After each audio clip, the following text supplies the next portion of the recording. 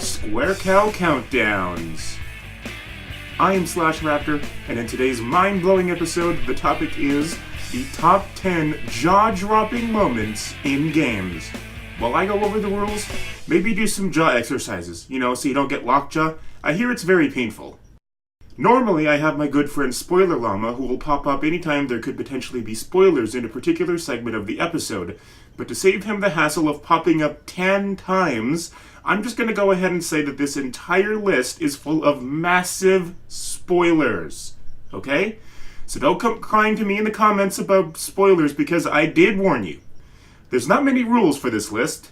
For the sake of variety, I did my best to limit my choices to one game per franchise, and although it's not really a rule, this list only includes games that I've played. So I'm writing this script by channeling all the feelings I had during my first time experiencing these 10 moments. Also keep in mind that a lot of these choices are based on my own personal opinion, which will probably be very different from your opinion. But that's pretty much the whole point of this video, for you to hear what my opinion is. If you agree with me, tell me in the comments below, and if you don't agree with me, well then tell me about that too. Okay, I think that's all you need to know, so let's get this started. Number 10, Final Fantasy VII. Let's just go ahead and get this one out of the way right now. Aeris's death was one of the most tragic and shocking moments in gaming, at the time. It doesn't really hold up today, mind you, but there's also another pretty big twist in the game that I think does. After defeating Jenova Death early into Disc 2, Cloud is manipulated into giving Sephiroth the Black Materia. At this point, Sephiroth is frozen in what looks like ice, but if he's been frozen this whole time, then how could we have been following him throughout the game? The answer to this question isn't explained in the game very well, mostly because the English localization for the game sucked, but eventually we're supposed to learn that Jenova is an alien that can change its appearance at will, and that we were actually following Jenova disguised as Sephiroth. Dum dum dum! It's also implied that the real Sephiroth was controlling the Jenova clone remotely, because if he wasn't, then wouldn't that mean that Jenova is technically the main antagonist of the game? Number 9. Trish's Death. The Infamous series has always been known for its good karma and evil karma choice system. It's a very dumbed-down version of games like Knights of the Old Republic or Mass Effect. The choices you make will affect how the game plays out, but rather than affecting the direction the story will take, the choices instead affect how the player character is perceived by others. And the biggest and most pivotal choice in the first Infamous game is easily where the bad guy, Kessler, forces Cole, the player, to choose between saving 6 doctors or his girlfriend, Trish. If you save the doctors, you earn good karma, and if you save Trish, you earn evil karma. Here's the problem though. No matter what you do, Trish will die. If you choose to save Trish, Cole discovers that the woman he saved isn't actually Trish, and that Trish is among the 6 doctors, and she'll view you as a villain before she dies. But if you save the 6 doctors, which is considered canon, Trish is not one of the 6 doctors and still dies. But she dies telling Cole that she's proud of the choices he's made. If you ask me, that shouldn't be a choice to begin with. What's the point of choosing if the outcome is the same? I almost put the revelation of Kessler being Cole's future self on here, but then I thought about it and decided that this choice was much more memorable and shocking. Number 8. Lewis's Death. This one may just be a personal pick for me, but I loved Lewis in Resident Evil 4. When we first meet him, he's all calm and lighthearted, cracking jokes and hitting on Ashley, even hinting about her father maybe getting her a boob job. While we never find out whether Ashley's boobs are real or fake, we do find out that Lewis used to work for Sadler as a researcher, but he eventually became disillusioned with him and decided to help Leon and Ashley by stealing the vaccine for the Plagas that Sadler injected them both with. Before he was able to give it to Leon, Sadler caught up with him and impaled him from behind with some sort of tentacle appendage. It was just so sudden. I had been looking forward to maybe being able to play as Lewis later in the game, but nope. Instead, he gets taken out. I already hated Sadler, but knowing that he took away my favorite character just made my hatred grow. Number 7. The Origami Killer Twist. Love it or hate it, you can't deny that the ending of Heavy Rain literally came out of nowhere. There were no subtle hints, or even the faintest amount of foreshadowing anywhere in the game that would have remotely indicated that main character, Scott Shelby, would turn out to be the Origami Killer. Maybe that was done on purpose, but to me it felt like a last-minute decision that they didn't bother to adjust the rest of the game for. It was shocking, yeah, but it really just left us wondering how the hell it was even possible, rather than us just being absorbed into it like a good plot twist. In my opinion, it fell flat. There were many different ways that they could have fixed it, like maybe not making Scott a playable character, or maybe showing the cutscene that we see of why Scott became the origami killer at the beginning of the game instead of at the ending. Or maybe have it that Scott's brother didn't actually die, and is now reenacting his near-death experience to teach irresponsible parents a lesson. Regardless of whether it was successful or not, I feel as though this rug pull deserves a place on this list, if nothing else because it is memorable, even if it is for all the wrong reasons. Number 6. Diablo 3 Plot Twist. I've heard some people say that Diablo 3's story is stupid, but I don't understand why. Besides, who really cares about the story when the gameplay more than makes up for it? That being said, I am not ashamed to admit that I cried like a little baby when the big plot twist of Diablo 3 happened. Adria betrayed everyone and revealed that she had been working for Diablo since the end of Diablo 1. That part I didn't care about. In fact, I saw that coming. I don't know, in Diablo 1 I always got a weird vibe from Adria. What really crushed me was how poor, innocent, sexy Leah becomes Diablo's new vessel. It was heartbreaking and shocking and just made me sad. And the worst part is that there's nothing you can do about it. There's no questline about trying to save Leah or rewrite history to make it so that you kill Adria before she can betray you. Leah dies and stays dead.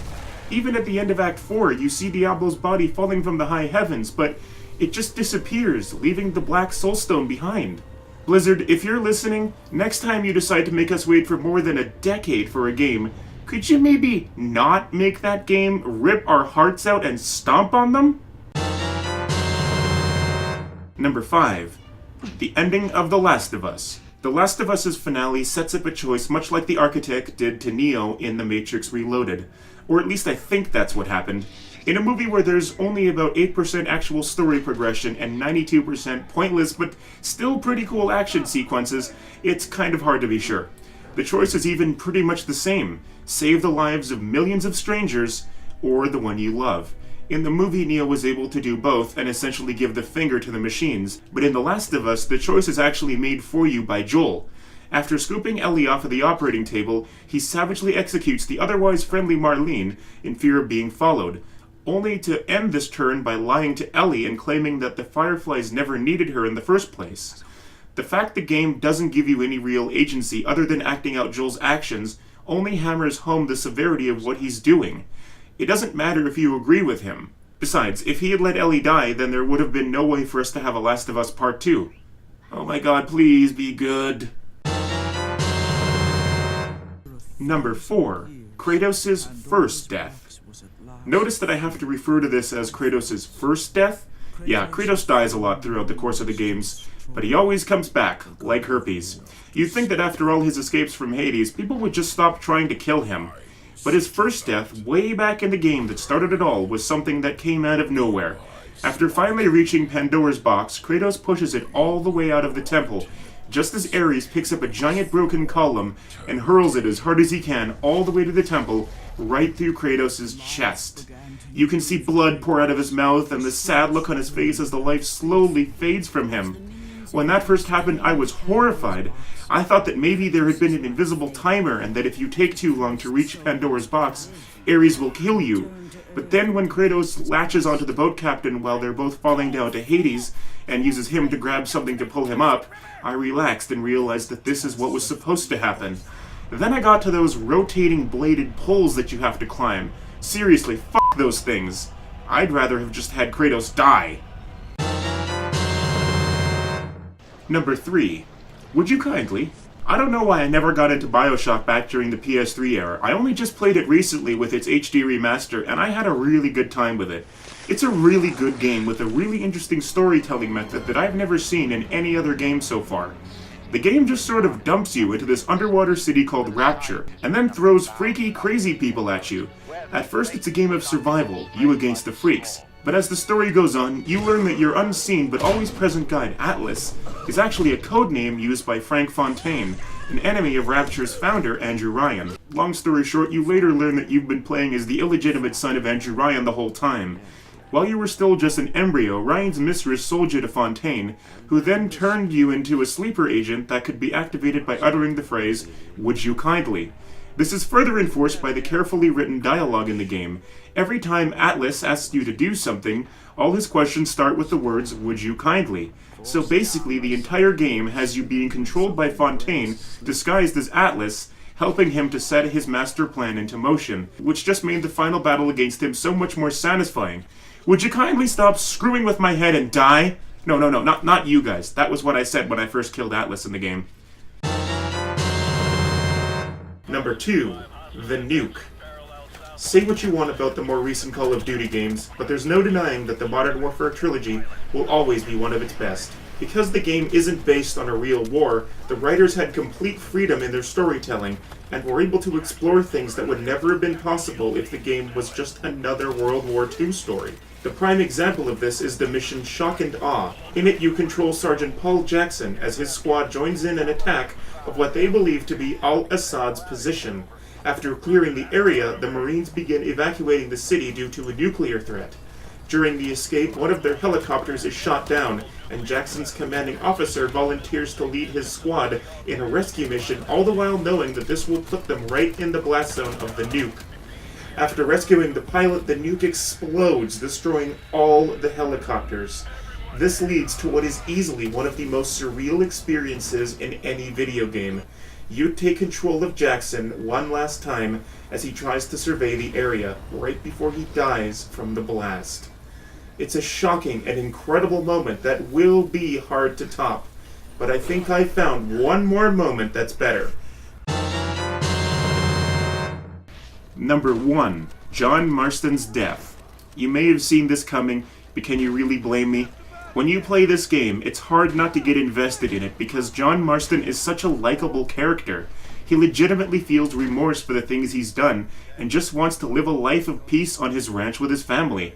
This is why it was so shocking when, during one of the last missions of the game, the government betrays John, even though, for all intents and purposes, he earned his freedom. They promised him peace, and instead they bring an army and attack his ranch in a full-on assault. Severely outmanned and outgunned, John does everything he can to hold them off while his wife and son escape on horseback. At first you think that maybe some sort of miracle is going to show up and save you, but ultimately, no matter how hard you try, John is gunned down and murdered by the government. This leads to a very powerful and perfectly constructed final mission where you play as John's son and hunt down Edgar Ross and kill him. This was satisfying both as an ending to this incredible story, but also on an emotional level because you get so invested that John feels like a real person. I swear, the fact that Red Dead Redemption 2 just came out recently has nothing to do with the creation of this list. I thought long and hard about whether this or the nuke scene should be at number 1, but I settled on putting the nuke at number 2 because it was really more surreal than anything else, and the whole game didn't lead up to that mission. You know, since it happens when you're not even halfway through the game. Well, you know what they say, revenge is a dish best served cold.